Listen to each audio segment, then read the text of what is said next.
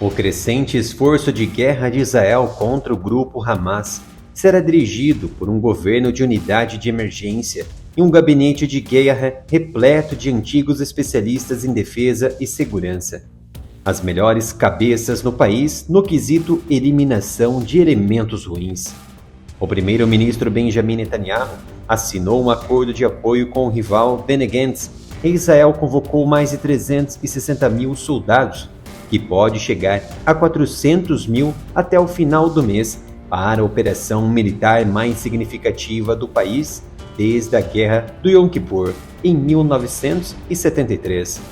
O presidente dos Estados Unidos, Joe Biden, chegou a Israel para uma corrida diplomática para evitar que a guerra local se transformasse num conflito ainda maior.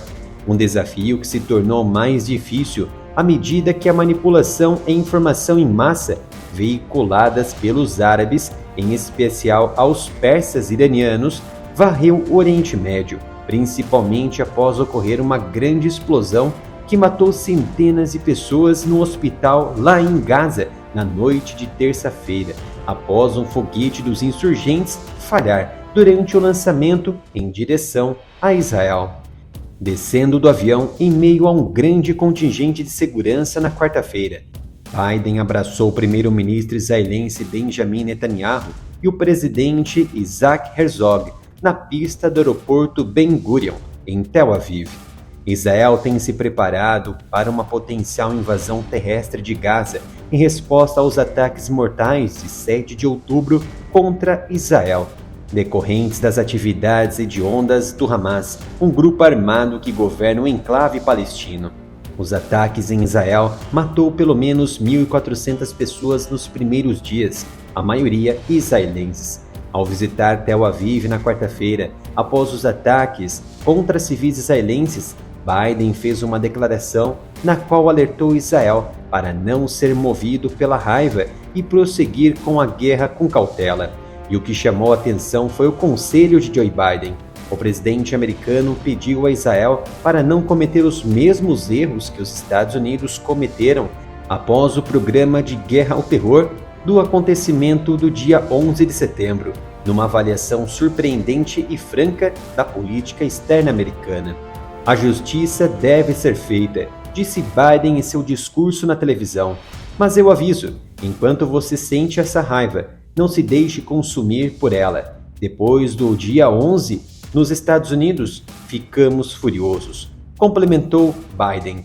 Continuando seu discurso, Biden declarou: as escolhas nunca são claras ou fáceis para a liderança, sempre há um custo, requer ser deliberado, requer fazer perguntas muito difíceis, requer clareza sobre os objetivos e uma avaliação honesta sobre se o caminho que você está trilhando alcançará esses objetivos.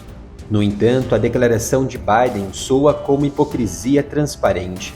Biden há muito defendia a permanência americana no Afeganistão durante a presidência de Obama, e desde então ele tem afirmado abertamente a sua crença de que os militares dos Estados Unidos permaneceram lá durante demasiado tempo.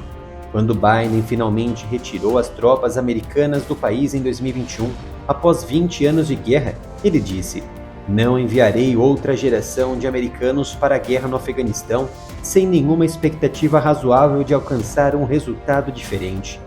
Após isso, o país foi tomado por terroristas após um estado de parasitismo americano camuflado de salvadores da democracia. Invadiram, permaneceram por mais de 20 anos e não entregaram absolutamente nada do que haviam prometido: estabilidade política e segurança. Israel poderia cometer então os mesmos erros da guerra ao terror dos Estados Unidos? Venha conferir as novidades aqui na loja do Área Militar.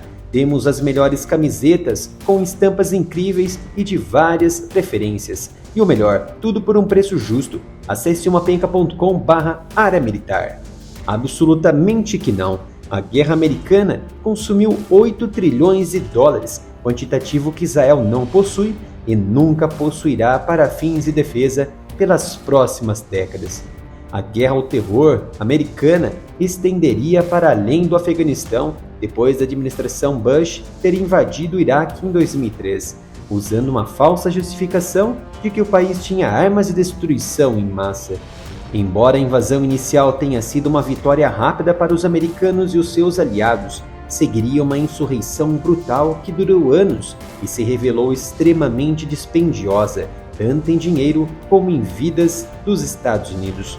A guerra custou a vida de mais de 432 mil pessoas, incluindo 4.599 soldados americanos, bem como sequelados, ao mesmo tempo em que fortaleceria a influência do principal adversário americano na região, o Irã, e levaria ao surgimento de organizações insurgentes. A guerra de Israel com os insurgentes começou após centenas de israelenses terem sido ceifados em ataques brutais em vários pontos do país, como já destacado, principalmente nas fronteiras com Gaza.